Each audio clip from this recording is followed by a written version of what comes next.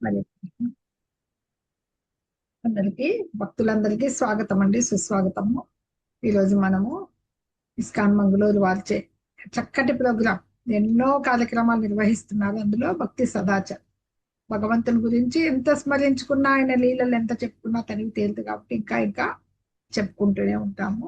అందులో భాగంగా ఒకటి ఈరోజు మనము ఆ భగవంతుని యొక్క లీలల్లో, అంటే ఆయన భక్తుల గురించి తెలియజేసినప్పుడు భక్తులు కూడా ఒకసారి శాపవశాత్తు పొందుతా ఉంటారు కదా. అలా వృత్రాసురుని ఆ, వృత్తాంతాన్ని తెలుసుకుందాం మనము. అది రెండు భాగాలుగా, అదే వచ్చే వారం కొద్దిగా, ఇప్పుడు కొద్దిగా తెలుసుకుందాం. వృత్రాసురుడు ఎలాగా ఇంద్రదేవునిచే ఇంద్రునిచే సంహరింపబడ్డాడు అనేది, ఎందుకు జన్మించాల్సి వచ్చింది అని వివరంగా చూద్దాం మనము. భాగవతంలో మనకి ఇది చతుర్థ స్కందంలో వస్తుందన్నమాట. హరే కృష్ణ. ఇది భక్తి సదాచార కార్యక్రమానికి వచ్చిన మీ అందరికీ స్వాగతం, సుస్వాగతం. ప్రణామాలు మాతాజీ. హరే కృష్ణ. హరే కృష్ణ. ఓం అజ్ఞానాంజనశలాకయా చక్షురున్మిళితం యేన తస్మై శ్రీ గురవే నమః. శ్రీ చైతన్య మనోభీష్టం స్థాపితం యేన భూతలే స్వయం రూప కదా మహ్యం దదాతి స్వపదాంతికం.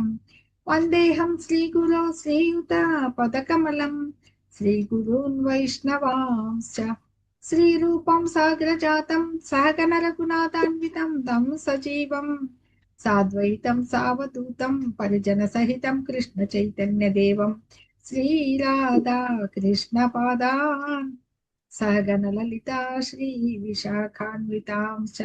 హే కృష్ణ కరుణా సింధో దీనబంధో జగత్పతే గోపేశ గోపికా కాంత రాధాకాంత నమోస్తుతే. తప్త కాంచన గౌరాంగి రాధే వృందావనేశ్వరి వృషభానుసుతే దేవి ప్రణమామి హరిప్రియే. వాంఛాకల్పతరుభ్యశ్చ కృపా సింధుభ్య ఏవ చ పతితానాం పావనేభ్యో వైష్ణవేభ్యో నమో నమః. నమో విష్ణుపాదాయ కృష్ణప్రేష్టాయ భూతలే శ్రీమతే భక్తి వేదాంత స్వామి ఇతి నామినే. నమస్తే గౌరవాణి ప్రచారిణే నిర్విశేష శూన్యవాది పాశ్చాత్య దేశతారిణే. జయ శ్రీ కృష్ణ చైతన్య ప్రభు నిత్యానంద శ్రీ అద్వైత గదాధర శ్రీవాసాది గౌర భక్త బృంద. హరే కృష్ణ కృష్ణ కృష్ణ హరే హరే, హరే రామ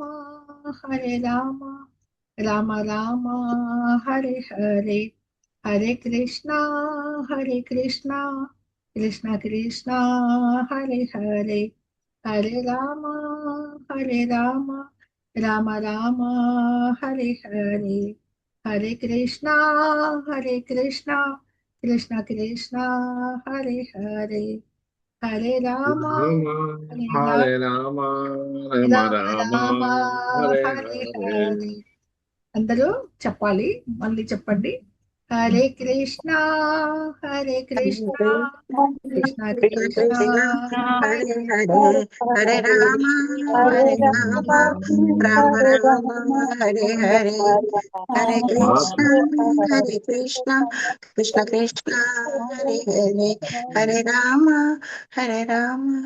రామ రామ హరే హరే. వెనకంబడి చెప్పండి, నేను చెప్పాక వెనకంబడి చెప్పండి. అది మాతాజీ చెప్పాక చెప్పండి. Hare Krishna Krishna Hare Hare, Hare Rama Rama Rama Hare Hare. Hare Krishna Krishna Krishna Hare Hare, Hare Rama Rama Rama Hare Hare Krishna Krishna Hare Hare, Hare Rama Rama Rama Hare Hare. Hare Hare Krishna, Krishna, Hare Krishna, Krishna Krishna Krishna, Krishna, Hare Hare Rama, Hare, Hare Rama Hare Rama, Rama, Hare Hare. Hare Rama, Rama Rama, Hare Hare Hare. మూకం కరోతి వాచాలం పంగుం లంకయతే గిరిం మూకం కరోతి కరోతి వాచాలం పంగుం లంఘయతే గిరిం యత్కృపాతమహం వందే పరమానందమాధవం. యత్కృపాతమహం వందే పరమానంద మాధవం. మాధవం.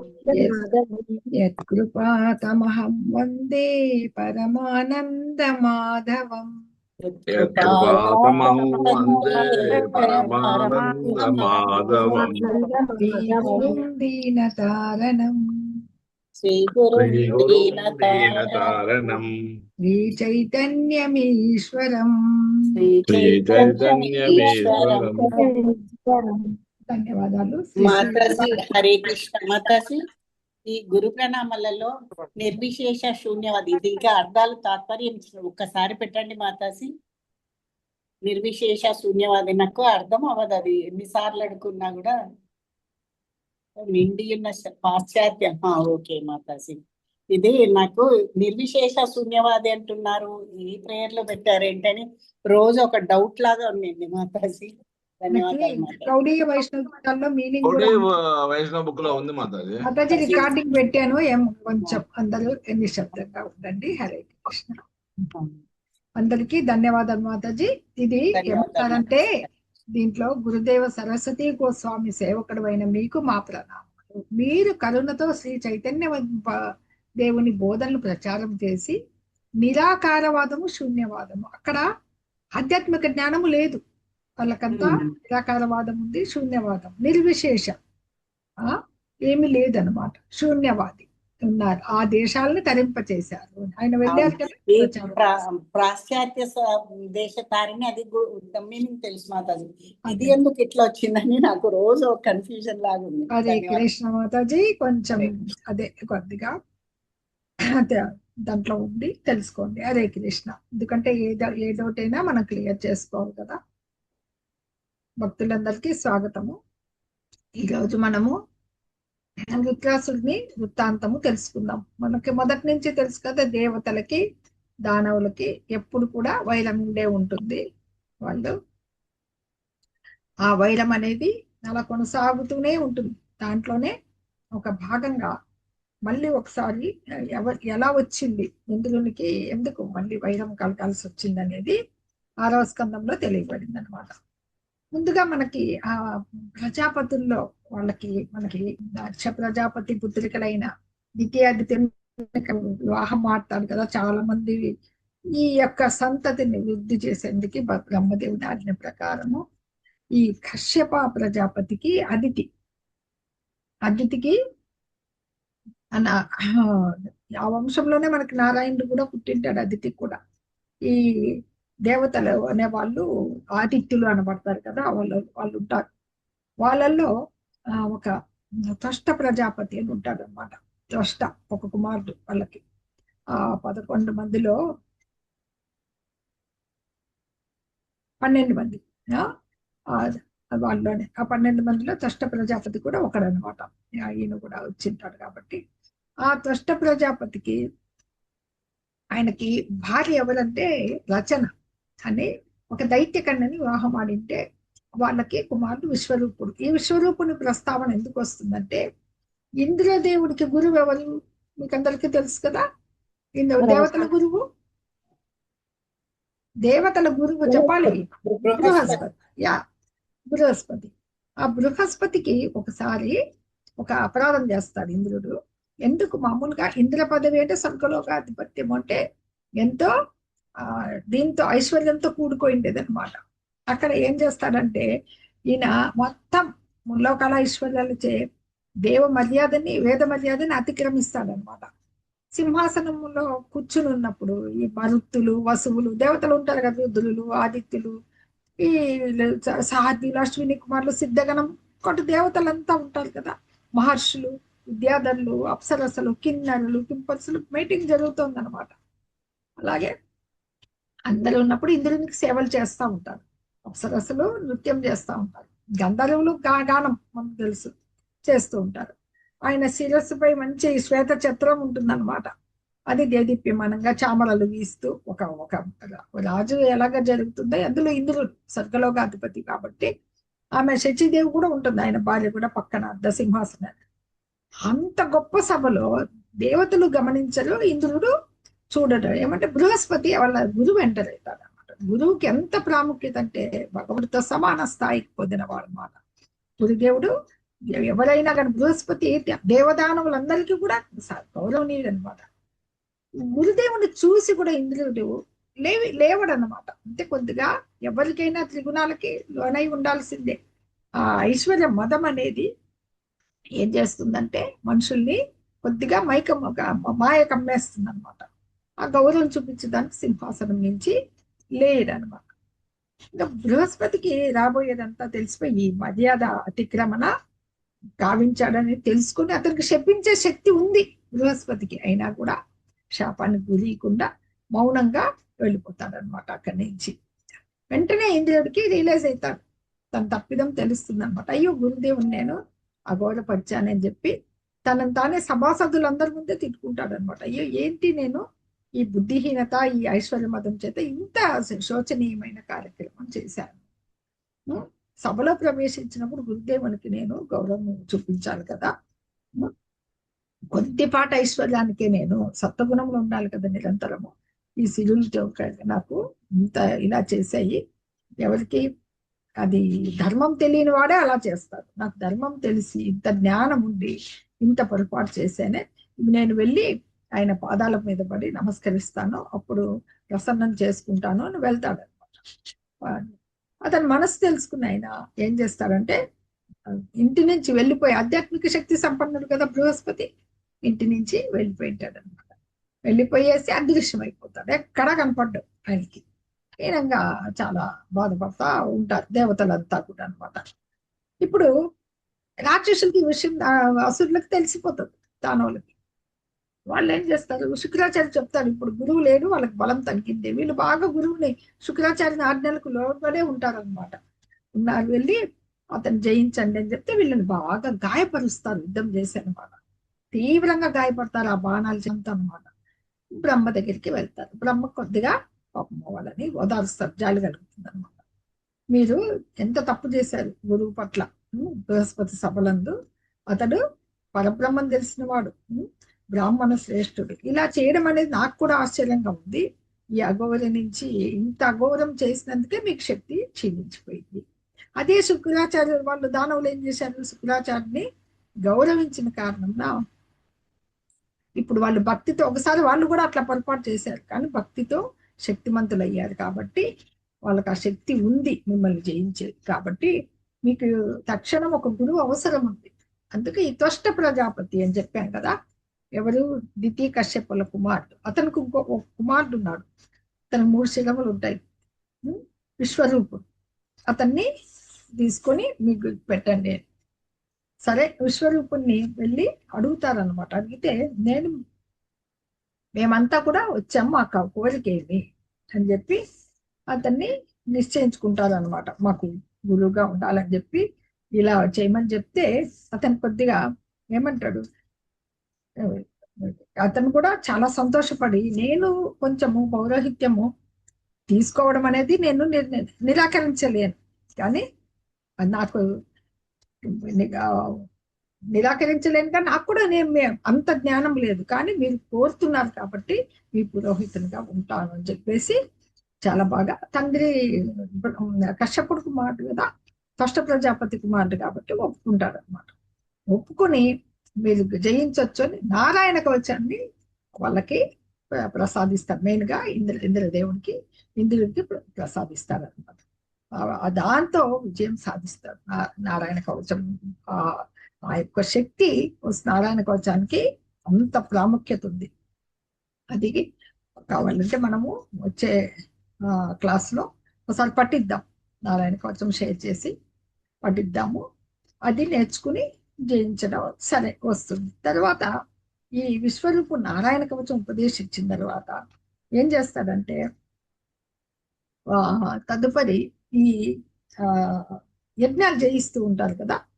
ఆ యజ్ఞాల్లో హవిస్సులు అనేటివి వీళ్ళకి ఇస్తూ ఉంటాడు. ఒకవేళ ఇంద్రాయ ఇదం స్వాహ అన్నారు అనుకోండి, తండ్రి తరపు బంధువులే కదా దేవతలు, తండ్రి బంధువులు కాబట్టి ఇంద్రాయ ఇదం అగ్నయ్య, ఇది అగ్ని అంటే ఏవైతే హవిస్సులు ఉన్నాయో ఇది ఇంద్రునికి వెళ్తుంది, ఫలం వచ్చేకనమాట. ఈ మంత్రాల్ని ఇలా ఉపదేశిస్తూ వాళ్ళు చేసిన యజ్ఞాలు చేస్తూ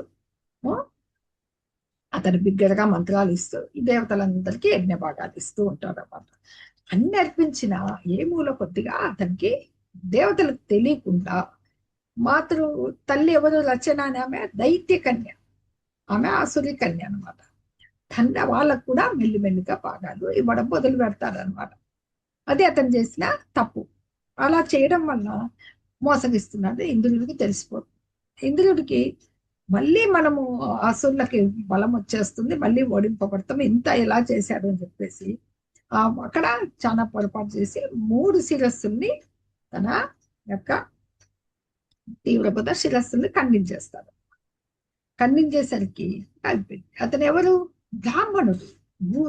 ఆ బ్రాహ్మణ పుత్రుడు త్వష్ట ప్రజాపతి. అందుకని బ్రహ్మహత్య పాతకము చుట్టుకుంటుంది ఇందులోకి. ఆ చుట్టుకుంటున్నప్పుడు ఆ పాప భారాన్ని తీసుకుంటాడు. అతనికి ఆ బ్రహ్మహత్య పాతకాన్ని ప్రాయశ్చిత్తం చేసుకునే అయినా పశ్చాత్తాపం కలిగింది అనమాట చేసిన తప్పుకి. సరే, 1 సంవత్సరం ఆ పాపాన్ని అనుభవించిన తర్వాత దాన్ని నలుగురికి పంచిపెట్టడం జరుగుతుంది. ఎవరు నలుగురు అంటే భూమి, జలము, వృక్షములు, స్త్రీ. ఈ భూమి ఎందు భూమి తన పాపం తీసుకునే ముందర వరం అడుగుతుంది అనమాట. తీసుకున్నప్పుడు అక్కడక్కడ గుంటలు గుంటలుగా ఉంటాయి కదా, అవి స్వయంగా అవంతకవే పూడిపోతాయి అనే వరం ఇస్తాడు అనమాట.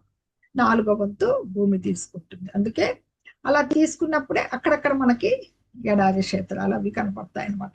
ఎడారిలాగా ఊసర క్షేత్రాలు, చౌడు భూములు కనపడతాయి. అక్కడ ఏమి మనకు పంటలు కానీ ఏవి రావు. అలాగే ఎడారులు కూడా అలాంటి స్థలాలంట ధరణికి రోగగ్రస్త స్థితికి ప్రతీక అనమాట, రోగాలకు వచ్చినట్లు. అందుకని అక్కడ శుభకార్యాలు చేయకూడదు. వాళ్ళు అక్కడ జీవించవలసి వచ్చే వాళ్ళకి బ్రహ్మహత్య పాపము పాలు పంచుకున్న వాళ్ళని తెలుసుకున్న వాళ్ళని అని చెప్పేసి మనకి ఇక్కడ తెలియబడుతుంది అనమాట. ఇంకా వృక్షాలకు పాపం తీసుకునేటప్పుడు వాటికి వరం ఇవ్వాలి కదా. ఏం వరం ఇస్తాడు? కొమ్మలు రెమ్మలు ఏమన్నా కత్తిరించినా కానీ మళ్ళీ తిరిగి రీప్రొడక్ట్ మళ్ళీ పెరుగుతాయి కదా. అది అప్పుడు బ్రహ్మహత్య పథకంలో ఇది ఒక 4 వంతు తీసుకుంటాయి వృక్షాలు అనమాట.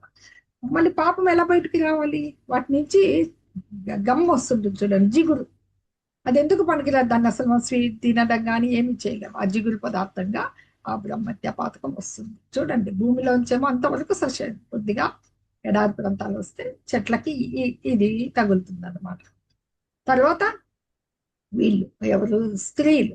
పాపం స్త్రీలకు తీసుకున్నప్పుడు వాళ్ళకి ఈ ప్రతి మాసము ఋతుకాలం వస్తుంది కదా, అది వాళ్ళకి ఆ పాప రూపంగా అది ఫలం అనమాట, పాప ఫలంగా వస్తుంది అనమాట. తదుపరి ఈ జలం కూడా తీసుకుంటుంది కదా. ఆ జలంకి ఏం వరం ఇస్తారంటే వాళ్ళకి ఈ వేరే పదార్థాలతో ఏమన్నా కలిస్తే ఆ పరిమాణం వృద్ధిగా అవుతుంది అనమాట. ఇంకా రెట్టింపు అవుతుంది. ఇతర పదార్థాలు కలిసినప్పుడు వాటర్లో మిక్స్ అయిపోతుంది అనమాట. అది తీసుకున్నప్పుడు జలమునందు ఏమొస్తాయి? బుడగలు నురుగు వస్తాయి అనమాట. ఆ వాటర్ మనము ఎక్కడన్నా అలా కనపడినట్టు మనం తాగడానికి పనికిరావు కదా. అవి పానం చేయడానికి కానీ దేనికన్నా కానీ మంచి ప్రవాహం ఉన్న చోటే మనం ముంచుకుంటారు ఏదైనా శుభకార్యాలకు వాటర్. అలా చోట స్నానం చేసేదానికి కూడా నీరు అశుద్ధంగా ఉందని వెళ్ళదన్నమాట. ఈ రకంగా 4వ వంతు. కనుక తాగే నీటికి కూడా నురుగు లేకుండా చూసుకుంటూ ఉంటాం కదా. అప్పుడు విశ్వరూపుని వధ జరిగిపోయింది. వాళ్ళ తండ్రి ఎవరని చెప్పాము? త్వష్ట. ఈయనకి తన కుమారుని వధించాడనగానే ఒక బాధ కలుగుతుంది కదా ఎవరికైనా కానీ. వెంటనే ఒక యజ్ఞం చేస్తారు. చేసి ఒక ఇంద్రశత్రువ జన్మించడమే ఒక ఇంద్రశత్రువ, శీఘ్రమే నీ శత్రువును వధింపు, వృద్ధి పొందుము అని హవిస్సులిస్తూ ఒక ఇంద్రుడికి సంహరించే శక్తి రావాలని చెప్పేసి, ఒక పుట్టాలని చెప్పేసి ఒక యజ్ఞం ఆచరిస్తారు అనమాట. హవిస్సులు ఇచ్చేస్తారు. ఆ మంత్రాన్ని చదివేటప్పుడు ఏం చేస్తారంటే హ్రస్వము దీర్ఘం అనేది మీకు తెలుసు. పాతంగా మనకి చాలా సంవత్సరాల కిందట చక్కటి తెలుగు మనకి నేర్పించిన వరకు దీర్ఘము హ్రస్వము. హ్రస్వము అంటే ఎక్కువ, దీర్ఘం అంటే తెలుసు కదా, దీర్ఘం తీయడం. అలాగా ఎక్కువ దీర్ఘం తీసే ఒక మంత్రాన్ని చదువుతారు. అంటే తప్పుపోయింది అనమాట, అది దోషం కలిగి అర్థం మారింది అనమాట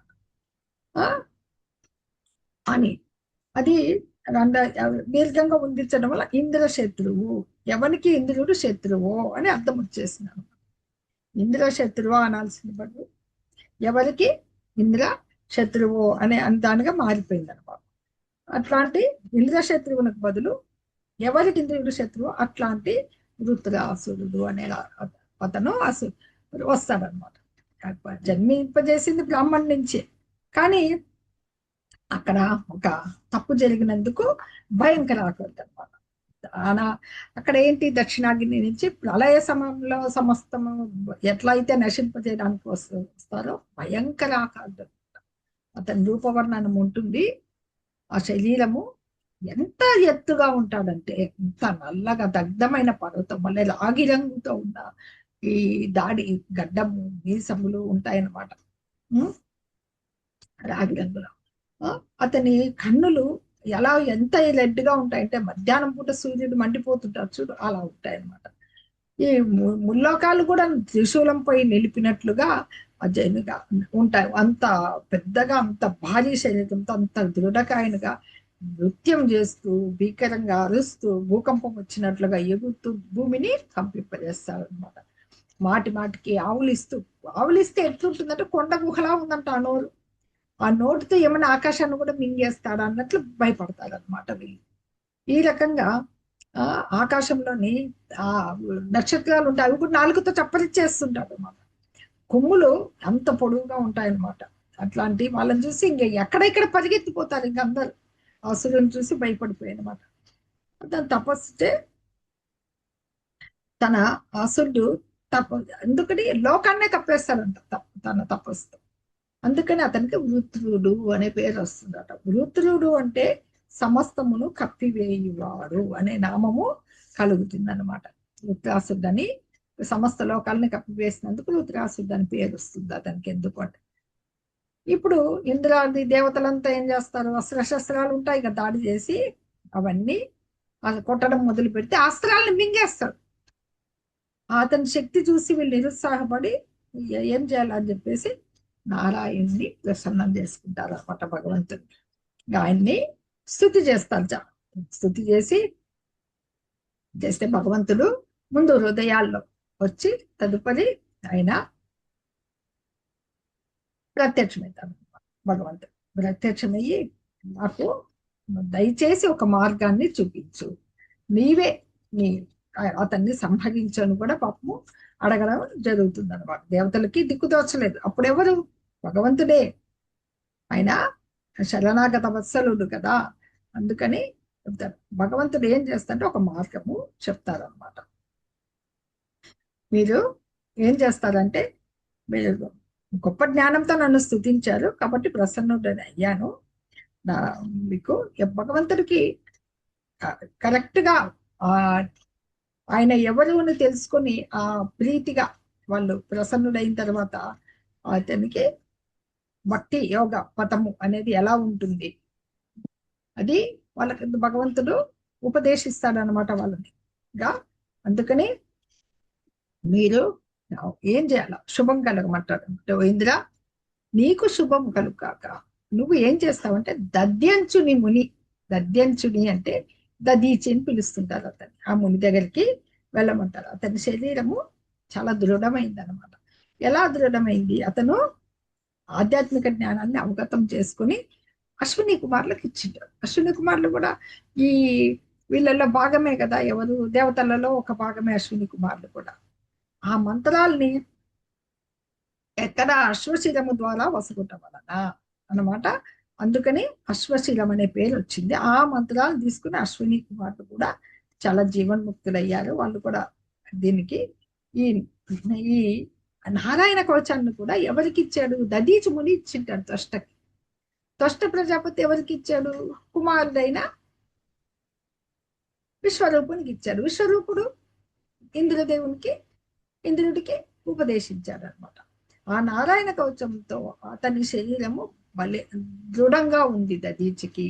అతని దేహాన్ని మీరు యాచించండి అంటాడు అనమాట.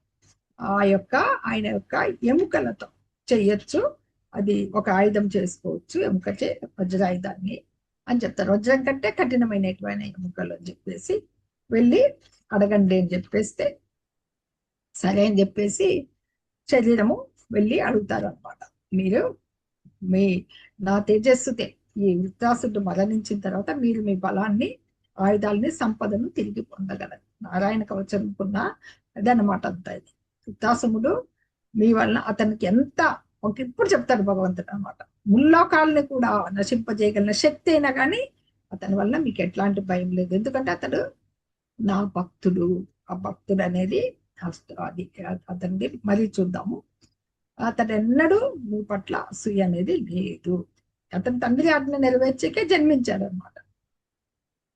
సరే, దేవదేవుని ఆజ్ఞ అనుసరించి ఏం చేస్తారు? దేవతలు దదీచుకుని దగ్గరికి వెళ్తారన్నమాట. వెళ్ళి ధర్మం గురించి ఉపదేశించాలంటే ఆ ధర్మం అనేది అతనికి మహాజ్ఞానులు వాళ్ళు ఋషులంతా కూడా అతనికి యాచించిన అతను ఒప్పుకున్నాడు. కానీ వాళ్ళ నుంచి ధర్మం తెలుసుకోవడానికి నవ్వుతూ ఇట్లా అంటాడు అనమాట. మీరు ఇప్పుడు ఆ వేదన గురించి మీకు తెలుసు కదా, ఈ శరీరం పక్కన దీనిపైన నాకు ఎలాంటి ఆసక్తి లేదు, ఇది ఎప్పుడైనా కలిసిపోయితే ఇది నలుగురికి ఉపయోగపడుతుందంటే నేను మీ నుండి ధర్మవచనాలు వినడానికే దేహత్యాగానికి నేను ఇవ్వనన్నాను ముందు. ఈ దేహము నేడో రేపు వెళ్ళిపోవాల్సిందే కాబట్టి ఇది మీ ఉన్నత ప్రయోజనానికై నేను ఇప్పుడు త్యజిస్తాను అని చెప్పేసి ఆయన ఏం చేస్తాడంటే ఆత్మనేమో భగవంతుని పాదాల చెంత నిలిపి తన బాహ్య దేహాన్ని ఇచ్చేస్తాడనమాట. వాళ్ళకి ఇచ్చేసి ఎందుకంటే తన ఆత్మను భగవత్ చరణాల విందాల దగ్గరికి నిలిపేస్తాడు. పాంచభౌతిక దేహము త్యజించేస్తారు అనమాట. త్యజిస్తే అప్పుడు వాళ్ళు తీసుకెళ్లి విశ్వకర్మని, ఎవరు విశ్వకర్మ? వాళ్ళ యొక్క శిల్పి, దేవతల శిల్పి, అతన్ని పిలిచి వజ్రాయుధాన్ని అస్థికల్చే తయారు చేస్తారు. దదీచ ముని యొక్క మహోన్నత శక్తి దేవదేవుని శక్తితే ఆవరించినప్పుడు అది తీసుకుని ఇంద్రుడు ఐరావతాన్ని ఎక్కుతాడు అనమాట. వృత్రాసుని సంహరించేదానికి బయలుదేరతాడు అనమాట. కోపంగా అతివేగంగా వెళ్తాడు. వెళ్ళినప్పుడు ఈ వజ్రాయుధుని చూసి వాళ్ళకి చాలా తేజస్సే అంత అద్భుతంగా ఉంటుంది అన్నమాట. దాన్ని పట్టుకుని ఉన్న తేజస్సు ఇంద్రుడికి అనమాట. అలాగా వెళ్ళినప్పుడు ఈ ఆయుధాలు, మంత్రాలు ఇవన్నీ చాలా వేస్తారు. వీళ్ళు అసురులు వచ్చేస్తారు మళ్ళా యుద్ధానికి అనమాట. ఇతను వెళ్ళినప్పుడు అసురుల మీదకి ముందు వెళ్తాడు. ఈ అసురులను అందరినీ వెళ్ళి వీళ్ళని జయించాడు అనమాట. జయించినప్పుడు ఉత్రాసురుడు వచ్చేస్తాడు. అప్పుడు వచ్చి దేవతల పట్ల దానవులు ఏం చేసినా భగవంతుని రక్షణలో నిలిచారు వాళ్ళు. ఇప్పుడు వాళ్ళకి శక్తి ఉంది. అప్పుడు వెళ్ళినప్పుడు అసురులందరూ కూడా పారిపోతూ ఉంటే వృత్రాసురుడు నవ్వుతా వస్తాడు అనమాట. వచ్చేసి ఏమంటాడంటే మీరందరూ కూడా పిలుస్తాడు, వీళ్ళందరూ రండి, నేనున్నాను మార్గాలు అని చెప్పేసి వాళ్ళని పిలిచడం జరుగుతుంది అనమాట. అతను తర్వాత వాళ్ళు పిరికి పందలు అనేస్తాడు. వాళ్ళంతా అసురుల సేనా నాయకులంతా పలాయనం జరుగుతుంది. పిరికి పందలని నిందించి ధైర్యంగా దేవతలందరినీ ఒక్కడే ఎదుర్కొంటాడు అనమాట. అతన్ని వైఖరి చూసిన దేవతలంతా కూడా భయంతో దాదాపు మూర్చపోతాడు అనమాట. వాళ్ళని కాళ్ళతో తొక్కుతాడు. ఇంద్రుడు ఈ రకంగా ఈ తదుపరి యుద్ధము ఇంద్రునితో ప్రారంభించడం జరుగుతుంది అన్నమాట. దేవతలు ఆ సింహ గర్జనకు అంత గర్జించాడంటే మూర్చిపోతారు అన్నమాట. దేవతలంతా కూడా మూర్చిపోతారు. కళ్ళు మూసుకున్నప్పుడు అయితే కనుక రణరంగంలో మొత్తం వాళ్ళంతా కూడా భయపడి కళ్ళు మూసుకుంటూ తొక్కడం మొదలు పెడతారు అనమాట. ఎలాగైతే అరణ్యంలో మనకి ఒక ఏనుగు ఎలా తొక్కుతూ వెళ్ళిపోతుంది కోపం వస్తే అరటి తోటలు కానీ ఆ విధంగా చేస్తారన్నమాట. అప్పుడు ఇంద్రుడు కంటిన్యూ చేస్తాడు. వారు గదను విసర్డము అన్ని కూడా తను ఏం చేస్తాడు, పరాక్రమశాలి కదా, అయ్యి ఏం చేస్తాడంటే ఆ ఏదైతే గద విసురుతాడో ఆ గదను పట్టుకొని ఐరావతం మీద వచ్చాడు కదా, ఇంద్రుడి వాహనం ఏంటి ఐరావతం, దాన్ని కుంభస్థలంపై కొట్టడం జరుగుతుంది అనమాట. అతన్ని అంత వాళ్ళ ఇద్దరి యుద్ధం అనేది ఐరావతము రక్తం కక్కేసి ఇంకా ఇంద్రుడితో పాటు నేల మీద పడిపోతుంది అనమాట. చేసి ఇంద్రుడు కొంతసేపు అలా పడినప్పుడు వెంటనే ఏదైనా చేయొచ్చు, అసలు చేయడు, యుద్ధ ధర్మం పాటిస్తాడనమాట. ఇంద్రుడి నా గదతో ఆపి గాయాల్ని, అప్పుడు ఇంద్రుడు దాన్ని నిమిరి, ఎందుకంటే తన అమృతం తాగినవాడు కాబట్టి ఇంద్రుడు దాన్ని నిమిరి దానికి ఆ వేదన పోగొట్టి మళ్ళీ మామూలుగా నిలబడతారనమాట. నిలబడి అంతవరకు ముత్తాసుడు అలాగే ఉంటాడు. ఉన్న తర్వాత నెక్స్ట్ ఈ యుద్ధం అనేది ఇలా జరుగుతుంది. ఇప్పుడు వాళ్ళ సోదరుని చంపింటాడన్నమాట, ముత్తాసుని సోదరుని. తను బ్రాహ్మణ హంతకుడు, ఎందుకంటే గురువుని చంపాడు కదా, త్వష్ట ప్రజాపతి కుమారుడు స్వరూపుణ్ణి అని చెప్పేసి గురుహంతకుడు. అందుకని నా సోదరుని చంపావు, ఇతని సోదరుడే కదా, త్వష్ట ప్రజాపతి కుమారుడే కాబట్టి ఈ రకంగా చేసావు కాబట్టి నీవు క్రూరుడవు, నీతో నువ్వు అయినా కానీ నీ దగ్గర వజ్రాయుధం ఉంది, నన్ను విడుదల చెయ్యి, నన్ను సంహరించేసాయి అని అడుగుతారన్నమాట.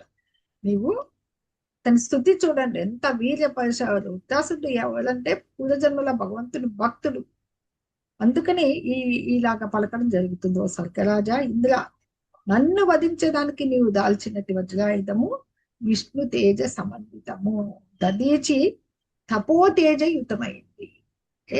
అది విష్ణుది సమన్వితము, దదీచి తపోతేజయుతం. విష్ణు భగవాని ఆదేశానుసారమే నువ్వు వచ్చావని కూడా నాకు తెలుసు. గమనిస్తుంది, విష్ణువు నీ పక్షాన ఉన్నాడు కాబట్టి నీకు విజయం. భగవంతుడు మనకి భగవద్గీతలో అర్జునుడి విజయం తథ్యం, ఎత్ర యోగేశ్వర కృష్ణ ఎత్ర పార్థోధనుద్ధర తత్ర శ్రీ విజయం భూతిద్రువా నీతిర్వా, అక్కడే విజయం సిద్ధిస్తుంది. అందుకని భగవంతుడే సాక్షాత్ చెప్పాడు, విష్ణువు నీ పక్షాన ఉన్నాడు, అందుకని అన్ని కూడా నీకు సంపద విజయము అన్ని సద్గుణాలు నీకు నిశ్చయంగా కలుగుతాయి. కాబట్టి నీ వజ్రాయుధ వేగంతో నేను ఈ భౌతిక బంధాల నుంచి వెళ్ళిపోతాను. అది భగవంతుని పాద పద్మాల మీదే నేను ఉండి నారదాది భక్తులకి ఎంత పుణ్యం లభించిందో నాకు కూడా అలాగ లభిస్తుంది. కాబట్టి నేను భగవంతుణ్ణి మళ్ళీ చేరుకోవాలంటే నాకు నీ చేతిలో మరణం కావాలి అని చెప్పేసి అడుగుతాడన్నమాట భగవంతుని. అలాగ అడిగినప్పుడు ఈ ఇంద్రుని కూడా ఇష్టం లేదు చంపేది, ఎందుకంటే ఇతను కూడా మళ్ళీ త్వష్ట ప్రజాపతి కుమార్తె, మళ్ళీ బ్రహ్మ హత్యా పాతకము చుట్టుకుంటుంది అన్నమాట. అప్పుడు తీవ్రమైన కోపంతో ఇంద్రునిపై త్రిశూలం విసిరిన వజ్రాయుధంతో ముక్కలు చేస్తాడనమాట. అప్పుడు భుజమది ఖండిస్తాడు, రెండవ చేతి కూడా వేస్తే అది కూడా ఖండిస్తాడు. అప్పుడు వజ్రాయుధం చేతి నుంచి జారిపోయినా మళ్ళీ తీసుకుంటాడు ఇంద్రుడు. ఉత్తాసుడు తీసుకో అని చెప్పి చెప్తాడు అనమాట. తర్వాత ఐరావతంతో సహా మింగేస్తాడు ఉత్తాసుడు. మింగేయడం వలన మళ్ళీ ఆయన ఈ ప్రభావంతో అనమాట, ఇది మన నారాయణ కవచంతో వజ్రాయుధంతో ఉదరాన్ని చీల్చుకొని బయటకు వస్తాడు. అంతిమంగా ఏం చేస్తారంటే అతనికి ఆ విత్రాసుని ఆ నిష్కపటము ఉపదేశాత్మకమైన వాక్కులు ఎలా ఉంటాయంటే ఇంద్రుడే ప్రశంసిస్తాడు స్వయం. ఓ వైరి, ఈ యుద్ధాన్ని చూడండి ఎలా ఉన్నాయి పలుకులు, విత్రాసుని పలుకులు. ఓ వైరి, ఈ యుద్ధాన్ని ద్యూత క్రీడ, ఒక జూతంలాగా తీసుకో. అందులో మనం ఏం పెట్టుకున్నాము, ద్యూత క్రీడలో ఏం పెడతారు, ఇప్పుడు కురు పాండవులు వాళ్ళ యొక్క రాజ్యాలు సంపదలు పణము అంటే పందంగా వండుతారు కదా. ఇప్పుడు ఏంటివి, మన ప్రాణాలే పణంగా పెట్టాము. బాణములు పాచికలు, మనం వేసుకునే బాణాలు ఆయుధాలు. వాహనాలు ఏవి, మన వాహనాలు చదరంగపు వల్ల. దీని యందు ఎవరు ఓడుదురో ఎవరు జయింతురో ఎవరికి తెలియదు, అంతయు దైవాధీనం. ఎంత చక్కగా వాళ్ళ యొక్క యుద్ధాన్ని ఒక ద్యూత క్రీడతో పోల్చాడనమాట. సంకట పరిస్థితిలో కూడా ఓ దానవా, ఇంత చక్కటి భక్తి యందు ఇలాంటి అయినా నీవు దేవదేవునికి పరిపూర్ణమైన భక్తితో ఉన్న నాకు చాలా ఆశ్చర్యం కలిగిస్తోంది. నీవు దానవుడు అయినా కూడా భక్తుని నైజం అవలంబించావు. విశుద్ధ సత్వస్థితుడైన ఎవరైతే వాసుదేవుని పాదపద్మాల్ని నువ్వు మనస్సు సంలగ్నం చేయడం అనేదే నీకు మహాద్భుతమైన విషయం. భగవంతుని మాయాశక్తి ఉంది కదా, దాన్ని నువ్వు దాటావు. మనకి భాగవతంలో చెప్పబడుతుంది ఆయన యొక్క మాయాశక్తిని. మనం అజ్ఞానము తపస్సు, జ్ఞానము తపస్సు వీటితో మనం ఛేదించితే ఆ మాయాశక్తిని కాస్త అంతరంగ శక్తిగా మార్చుకోవచ్చు. అలాగనమాట ఇది అంత మహద్భుతమైన విషయం అని చెప్పేసి ఆయన అప్పుడు మళ్ళీ ఆయుధాలతో కొట్టుకున్నప్పుడే ఆయన మొత్తము ఐరావతంతో సహా మింగేస్తాడు అనమాట. మింగేస్తే అతనికి ఎంత నోరు గుహలాగా ఉందని చెప్పి కదా, ఆకర్షణ అంత పెద్ద నోరు. అందుకని అలా మింగగానే దేవతలు, బ్రహ్మాది దేవతలు, ప్రజాపతులు, ఋషులు వీళ్ళంతా కూడా ఇంద్రుడు మింగేసేది చూసి అయ్యో అయ్యో ఎంత కష్టం ఎంత కష్టం అని చెప్పేసి గట్టిగా అర్చనం దుఃఖిస్తారు అన్నమాట. ఇంకా ఇంద్రుడు ఏం కలిగి ఉంది? నారాయణ కవచం. ఆ నారాయణ కవచము సాక్షాత్తుగా దేవదేవుడైన నారాయణతో సమానమైందన్నమాట. ఆ కవచం చేత ఆ తేజం చేత రక్షితుడైన ఇంద్రుడు మింగబడిన ఉదరం నుంచి చీల్చుకొని వస్తాడు. అయినా మరణించాడా? అతను శరీరాన్ని ఖండిస్తాడనమాట. అప్పుడు వజ్రాయుధంతో వదులుతాడు దాన్ని ఖండించమని. ఎంత టైం తీసుకుంది అంటే అతి వేగంగా కంఠం చుట్టూ ఎంత వేగంగా తిరిగినా కంఠము ఖండించేదానికి 1 సంవత్సరం పట్టిందంట. 360 దినాలు. అంటే సూర్యుడు చంద్రాది గ్రహాల ఉత్తర దక్షిణాయల పూర్తి కాలం పట్టింది అని చెప్పి అలా మరణ సమయం ఆసనంగానే శిరము నేలపై పడింది అని చెప్పి మరణింపగా దివి స్వర్గలోకంలో గంధర్వులు, సిద్ధులు, గణము ఆనందాలతో చూడగానే భయపడ్డారు కదా. అది ఆ ఇంద్రుని శౌర్యాన్ని కూడా స్తుతిస్తూ పుష్పవృష్టి కురిపిస్తూ చేశారనమాట. అప్పుడు ఉత్తరాసుని యొక్క దేహం నుంచి ఆత్మజ్యోతి భగవద్ధామం చేరిందనమాట. అది దేవతలందరూ చూస్తున్నాం కదా, ఎక్కడికి పోయింది? దివ్యలోకం చేరింది. సంకర్షణ భగవానునికి పార్షదునికి అతని ప్రార్థనలో సంకర్షణని ప్రార్థించింటాడనమాట. సంకర్షణ భగవానునికి మనకు తెలుసు ఎన్ని వైకుంఠ లోకాల్లో ఎన్ని భగవంతుడు ఏ రూపాలు ఉన్నాయి, అన్నీ ఉంటాయి. అవి మనకు వైకుంఠాల్లో నరసింహ స్వామికి కావచ్చు, శ్రీరామచంద్రుడు కావచ్చు, అయోధ్యను పెట్టుకుని మనకి అలాగే ఎన్నో వైకుంఠాలు ఉంటాయి కదా. సో ఆయనకి సంకర్షణ భగవానికి పార్షదుడిగా అయ్యాడనమాట. కానీ మనకి శ్రీల విశ్వనాథ్ చక్రవర్తి ఠాకూర్ ఏం చెప్తారంటే, ఇక్కడ చంపబడింది ఇంద్రుడు, గెలిచింది వృత్రాసుడు అన్నది. ఆ యుద్ధము అంత అత్యద్భుతంగా ఉంటుందన్నమాట. ఎందుకంటే అని ఇంకా ఇంద్రుడిని సంహరించాను కాబట్టి ఆయన మింగేసినప్పుడు యుద్ధం అవసరం లేదు, నేను ఇంకా భగవద్ధామానికి వెళ్ళిపోతాను. మింగడంలోనే అయిపోయింది కదా, గెలిచినట్లే కదా. చెప్పండి ఎవరిని గెలిచారంటే. సో అది ఇంద్రుడు వృత్రాసుని దేహం అప్పుడు ఏ కలయిక లేకుండా తన ముందే అలా వదిలేశాడని చెప్పేసి ఇంద్రుడు అతను ఉదరాన్ని చీల్చివేశాడు. అతను సమాధి మగ్నుడై ఉన్నందుకే ఇంద్రుడు బయటకు వచ్చాడు అంటారు విశ్వనాథ్ చక్రవర్తి ఠాకూర్లు వారు తమ వ్యాఖ్యానంలో అనమాట. అతనికి యోగ సమాధి నందు ఉన్నందుకే అతని కంఠాన్ని ఖండించేదానికి ఆ వజ్రాయుధానికి 360 రోజులు పట్టింది. నిజానికి ఇంద్రుడు వృత్రాసుని వదిలివేసిన దేహాన్ని ఖండించాడు. అంటే ఆయన ధ్యానమగ్నుడై సమాధి మగ్నుడై భగవద్ధామానికి వెళ్ళిపోయాడు. వృత్రాసుడు మాత్రం మరణించలేదు, స్వరూప స్థితికి వెళ్ళిపోయాడు. భగవద్ధామం చేసి సంకర్షణ భగవానుకి పార్షదయ్యాడు అని చెప్పేసి నిత్య నివాస స్థానం అనమాట అయింది, అక్కడికి వెళ్ళాడని చెప్పారు. తదుపరి ఈ వృత్రాసుడు ఎవరు? ఇంకో కొద్దిగా మనం బ్రీఫ్ గా చెప్పుకోవాలంటే ఇంద్రుడికి మళ్ళీ బ్రహ్మత్య పాతకము చుట్టుకునేది. ఎందుకంటే కృష్ణ ప్రజాపతి యజ్ఞంలో ఆవిర్భవించిన వాడు అసుడైనా కూడా బ్రహ్మత్వం ఉన్నవాడు కాబట్టి అతనికి వీళ్ళంతా కూడా కష్టం నుంచి బయటపడ్డారు. మిగతా వాళ్ళంతా ఉన్నారు హ్యాపీగా. ఎందుకంటే ఋషులంతా కోరారు కాబట్టి ఇతను తీసుకుని వెళ్ళిపోయాడు. బ్రహ్మదేవుడు, శివుడు, పితృలోక వాసాలు, దేవతలు, ఋషులు, అందరూ దైత్యులు, భూతులు అందరూ కూడా ఇంద్రాంచర్లు ఎవరెవరి నెలవులకు వాళ్ళు వెళ్ళిపోయారు. ఎవరు మాట్లాడలేదన్నమాట.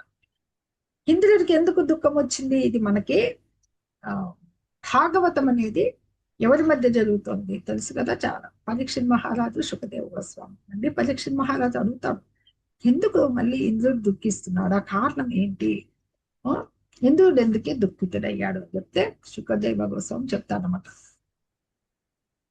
బ్రాహ్మణ్యతకి భయపడి అతను చంపనంటాడు ఇంద్రుడు. అయినా కానీ వాళ్ళు అన్ని అప్పుడంటే నేను బ్రాహ్మణ హత్య నుంచి బ్రహ్మత్య పాతకం ఏం చేశాడు, విశ్వరూపుణ్ణి చంపాడు కదా. అప్పుడు నలుగురికి పంచిపెట్టాను నేను. అందుకనే స్త్రీలకి ధరణి వృక్షాలు జలాలు నన్ను అనుగ్రహించాయి కాబట్టి బయటపడ్డాను. ఇప్పుడు ఇతన్ని వధిస్తే నాకు ఆ బ్రహ్మత్య పాతకం నుంచి ఎలా చేస్తామంటే, ఏం భయపడద్దు, మేము యజ్ఞం చేసి నీకు బయటికి తీసుకొస్తాము అని చెప్తారు. అనేసి వాళ్ళు ప్రసన్నం చేసుకున్నాం భగవంతుని అని చెప్పి చెప్తారని, పాపం నుంచి బయటపడచ్చు అశ్వమేధ యాగం వలన అని చెప్పి అడుగుతారు అనమాట. ఇంకా ఏం చెప్తారు వాళ్ళు, ఈ బ్రాహ్మణ్ణి వధించిన వాడు, గోవును వధించిన వాడు, తల్లిదండ్రులను వధించిన వాడు, లేక గురుహంతకుడు కూడా నారాయణ నామోచ్చారం చే సమస్త పాపాల నుండి వెంటనే బయటపడగలడు. ఇక్కడ శ్లోకం ఏం చెప్తుందంటే, బ్రహ్మ పితృహ గోగ్నో మాతృహాచార్య ఘవాన్ శివాద పుల్కసకో వాపి శుద్ధేరన్యస్య కీర్తనాత్ తమశ్వమేధేన మహామఖేన శ్రద్ధాన్వితోస్మాభిరనుష్ఠితేన హత్వాపి స బ్రహ్మచరాచరం త్వం నాలిప్యసే కిం ఖల నిగ్రహేణ. ఒక నారాయణ నామోచ్చారం నుంచి, అన్ని పాపాల నుంచి, శునక మాంసం తినేవాళ్ళు, శుద్ధుల కన్నా నీచులైన చండాల వంటి పాపులు కూడా ఆ రీతి పాపముక్తులు కాగలరు. కానీ నీవు భక్తుడు, అశ్వమేధ యజ్ఞం కూడా మేము సాయం చేసి నారాయణ్ణి ప్రసన్నం చేసుకున్నాము, వధించు వధించు అని చెప్పి చెప్తారు కదా. ఇతనికి తిరిగి బ్రహ్మహత్య పాతకము చుట్టుకుంటుంది అనమాట వదన్న వీళ్ళకి. అందుకని ఇతను దుఃఖితుడైతాడు. ఆ బ్రహ్మ హత్య పాతకం ఈసారి ఎలా వెంటబడుతుందంటే, ఒక చండాల స్త్రీ రూపంలో అనమాట.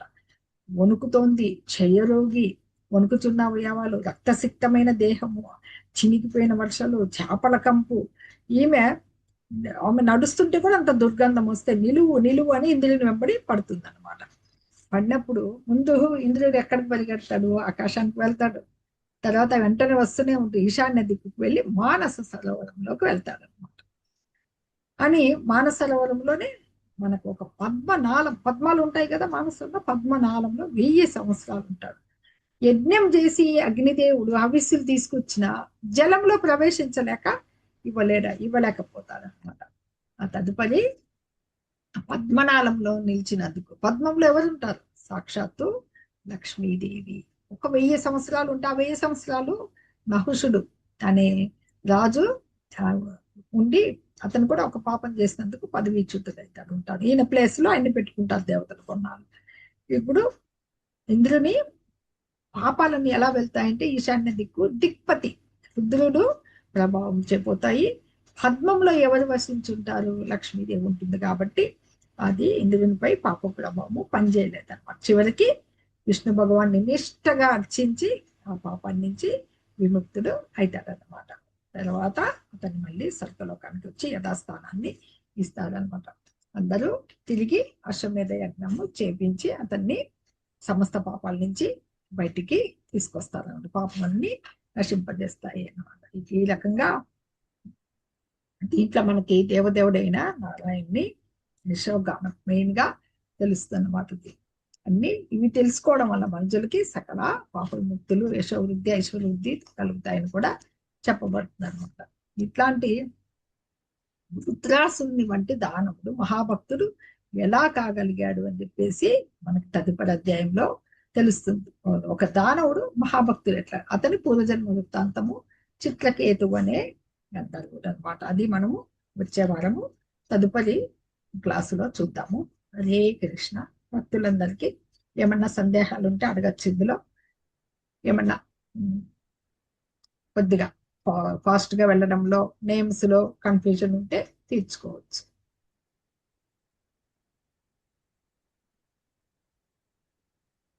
హరే కృష్ణ భక్తులు. హరే కృష్ణ మాతాజీ. ఏం లేదు మాతాజీ. హరే కృష్ణ మాతాజీ, ధన్యవాదాలు, బాగా చెప్పారు. స్వామి రికార్డింగ్ ఆపుతాను ఒక్క నిమిషం.